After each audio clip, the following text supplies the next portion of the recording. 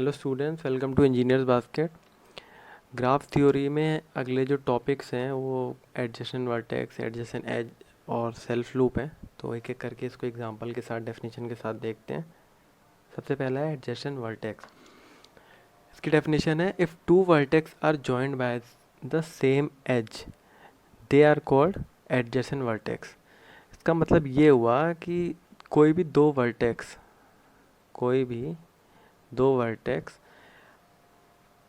अगर हम जॉइन करें सेम एज के साथ, यानी कि ए बी, हमारे पास दो वर्टेक्स थी, इसको हमने सी एज के साथ जॉइन कर दिया, तो ये एक दूसरे की एडजेसेंट वर्टेक्स हो जाएंगी। ठीक है, ये हुआ एडजेसेंट वर्टेक्स। दूसरा है adjacent edge. If two edges are incident on same vertex they are called adjacent edge. ठीक है, जैसे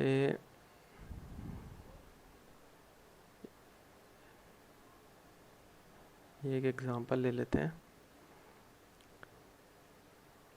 ए बी सी एंड डी। ठीक है, और ये हो गया, इसको हम नाम दे देते हैं 1 2 3 4 5। ठीक है, तो अब क्या होगा, क्या बोल रहा है, if two edges are incident on same vertex. If two edges are incident on same vertex, तो ये होगा एडजेसेंट एज। अब जैसे ए बी और बी ए, ये एक दूसरे के एडजेसेंट एज हुए।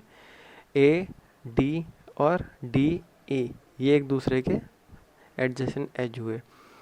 डी ए बी, ये एक दूसरे के एडजेसेंट एज हुए। बी ई डी ई, ये भी एक दूसरे के एडजेसेंट एज हुए। लेकिन ए बी और डी ई, ये एक दूसरे के एडजेसेंट एज नहीं हुए। क्यों एडजेसेंट एज नहीं हुए? क्योंकि ये सेम वर्टेक्स पे इंसिडेंट नहीं हो रहे हैं। ठीक है, अब आता है हमारा सेल्फ लूप। सेल्फ लूप क्या होता है? An edge having same vertex we I as it end vertices and is called a self loop. ठीक है, सेल्फ लूप, सपोज ये एक एग्जांपल है आपका, ए बी सी डी। वैसे तो अनडायरेक्टेड ग्राफ में कोई मतलब स्टार्टिंग और एंड पॉइंट नहीं होता है, लेकिन सपोज़ हम ऐसे ही ले लेते हैं समझने के लिए। समझ लीजिए डी है जो, इसका स्टार्टिंग पॉइंट कोई भी एक वर्टेक्स है, मतलब सेम वर्टेक्स है किसी भी एक एज का। ये जैसे डी पे, मतलब घूम के वो वहीं पे आ गया। ठीक है, इसका स्टार्टिंग पॉइंट भी वही था और एंड पॉइंट भी वही था। मैं सिर्फ समझने के लिए बोल रहा हूँ स्टार्टिंग और एंडिंग पॉइंट, वैसे अनडायरेक्टेड ग्राफ में ऐसी कोई चीज़ होती नहीं है। तो इसे हम सेल्फ लूप कहते हैं। डी का सेल्फ लूप ये हो गया, फिर ऐसी सी का ये हो गया, बी का ये हो गया और ए का ये हो गया। तो इसे हम सेल्फ लूप कहते हैं। अगला आता है हमारे पास पैरेलल एज की डेफिनेशन पढ़ते हैं, फिर मैं बताता हूँ पैरेलल एज क्या होता है।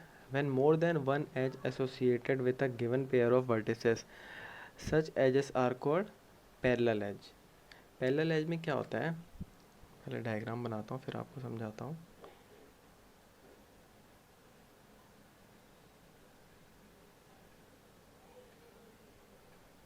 ए बी सी डी। ठीक है, ये 1 2 3 4 5 6 ऐसा कोई ग्राफ है हमारे पास। तो जो ये बी और सी एज होगा, और ये जो ये वाला भी एज होगा बी सी, मतलब 5 5 5 और 6, ये दोनों एक दूसरे के पैरेलल होंगे। ठीक है, जैसा डेफिनेशन में लिखा है, when more than one edge associated with a given pair of vertices such edges are called parallel edges. तो अगर आपको ऐसा कुछ दिखे तो ये पैरेलल एज कहलाएंगे। ठीक है, मतलब दो कोई वर्टिसेस हैं, उसमें एक से ज़्यादा अगर हम पे एज मिलते हैं तो वो हमें पैरेलल एज कहेंगे हम उसको। ठीक है, तो ये पैरेलल एज था, मतलब सिंपल तरीका, सिंपल एक्सप्लेनेशन समझने के लिए। अभी एक छोटा सा एक्सप्लेनेशन है ये बताने के लिए कि कौन कौन से ग्राफ में क्या क्या हो तो वो उस ग्राफ को कहेंगे, और क्या क्या ना हो। मतलब एक ग्राफ हमें दे रखा है, उसमें क्या हो और क्या ना हो तभी हम उसको वो कहेंगे। सपोज ग्राफ, सबसे पहला आता है ग्राफ। ग्राफ में हमें सेल्फ लूप और पैरेलल एज दोनों मिलेंगे।